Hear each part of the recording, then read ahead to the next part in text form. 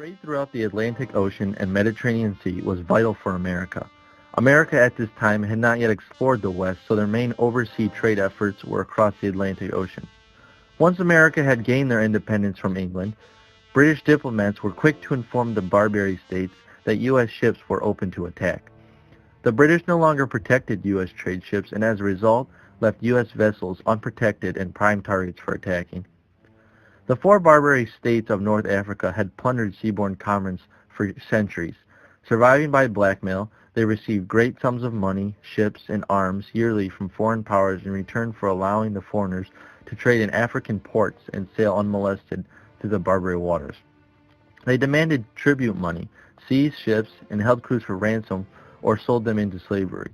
America knew that if they wanted to be a trading nation, they would need to protect their trading vessels. In May 1801, the United States refused to succumb to the increasing demands of the Barbary states. As a result, Congress then authorized the use of military force for the protection of American interests in the Mediterranean. Although America was the prime fighter in the war, Sweden also fought alongside the Americans. On August 1, 1801, the USS Enterprise defeated the Tripoli at sea. In 1802, Jefferson increased the presence of the Navy in the area by deploying additional ships under the command of Commodore Edward Preble. On July 14, 1804, under Preble's command, the Navy attacked Tripoli, but the most famous event of the war occurred in April and May of 1805, when the Battle of Derma. General William Eaton and First Lieutenant Presley O'Bannon led a force of 8 Marines and 500 mercenaries from Alexandria, Egypt, across the desert to the city of Derma, which they laid siege to. Upon their victory, the American flag was raised. This marked the first time it had been done in victory on foreign soil. In general, the war was a major victory for the United States. The U.S. did not suffer many casualties. It was recorded that 34 men were killed and 64 wounded, whereas the Barbary states took heavier casualties at 800 killed and 1,800 wounded. The events of the First Barbary War are memorialized by the line in the Marines' hymn, "The Shores of Tripoli," and the Tripoli Monument that stands at the U.S. Naval Academy in Annapolis, Maryland. The Barbary Wars were primarily fought in the Western Mediterranean. Trade was big in the economy at this time, especially with the United States. It was tough to cross the rough waters of the Atlantic. However, it was more difficult to cross the Great Atlantic with pirates in your way. As the United States trading vessels crossed the Atlantic to connect with Europe, the mighty foe of the Barbary corsairs were in their way. Sweden had been dealing with these pirates throughout the years, but until the United States got involved, things didn't change. The Barbary corsairs, known as the Barbary pirates, were pirates and privateers who operated from North Africa.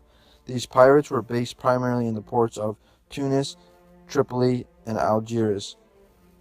Members that made up these pirates came from the countries of Tunisia, Algeria, Morocco, and Tripoli. These Barbary pirates would demand tribute from American merchant vessels in the Mediterranean Sea. If ships failed to pay, pirates would attack the ship and take their goods and often slave crew members or hold them for ransom.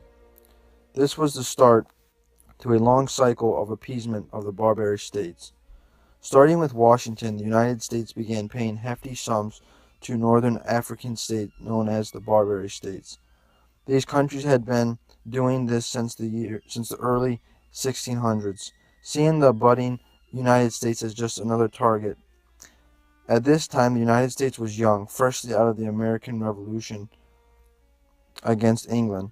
After the war, the British government informed African countries the United States was open for attack. Adams continued this cycle after being elected as the President of the United States. However, when Thomas Jefferson became President of the United States in March of 1801, he refused to pay tribute and sent the United States naval fleet to the Mediterranean. Up to this point, the United States were roughly paying a sixth of their national budget. The First Barbary War was portrayed only as a marginal victory for the United States.